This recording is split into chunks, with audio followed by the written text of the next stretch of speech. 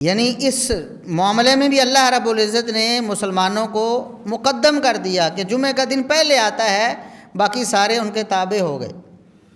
جمعہ کا دن پہلے آیا، پھر ہفتہ، پھر اتوار۔ تو اللہ رب العزت نے یہ جو دن ہمیں نصیب کیا ہے، ہمیں عطا فرمایا ہے، یہ بہت قیمتی دن ہے۔ اور اس دن میں کرنا کیا ہے؟ عبادت۔ جس طرح یہودیوں کو کہا گیا کہ تم نے ہفتہ کے دن اپنا کاروبار نہیں کرنا، مچھلیاں پکڑتے تھے، معلوم ہے سب مسلمانوں کو، پڑھا ہے، سنا ہے، قرآن کریم میں تفصیل کے ساتھ مذکور ہوا ہے کہ ہفتے کے دن یہودیوں کو کہا گیا کہ تم نے کاروبار نہیں کرنا، مچھلیاں پکڑتے تھے، مچھلیاں نہیں پکڑنی، لیکن انہوں نے ایک تعویل کہہ لیں یا ہیلا کہہ لیں، اس کے ذریعے اللہ رب العزت کے اس حکم کو پامال کیا کہ ہفتہ کے دن ہم پکڑتے نہیں، لیکن ان کو دھکیل کر ایک چھوٹے گھڑے میں ڈال دیتے ہیں اور اتوار والے دن آرام سے پکڑ لیں گے۔ آزمائش تھی، مچھلیاں بھی ہفتے والے دن جو ہے نا وہ اچھل اچھل کر سامنے آتی تھیں، عام دنوں میں اس طرح نہیں ان کے سامنے آتی تھیں، اللہ کی طرف سے آزمائش۔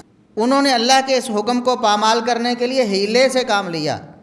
یہ نہیں کہا کہ ہم اللہ کے حکم پر عمل نہیں کرتے، ہفتے کے دن ہم کاروبار کریں گے، یہ نہیں کہا، بلکہ کہا کہ چلو مچھلیاں پکڑنے سے منع کیا گیا ہے نا، مچھلیاں دھکیل کر ایک گھڑے میں ڈالنے سے تو منع نہیں کیا گیا۔ حالانکہ مقصود کیا تھا اللہ رب العزت کی؟ مراد یہ تھی کہ ہفتے کے دن عبادت کرو، یہ کام نہ کرو۔ اللہ رب العزت نے اس حکم عدولی کی وجہ سے، اس ہیلے بہانے کی صورت میں اللہ کے حکم کو پامال کرنے کی پاداش میں اللہ رب العزت نے انہیں ذلیل کر کے بندر بنا دیا۔ کونوا قردۃ خاسئین، فرمایا ذلیل بندر بن جاؤ۔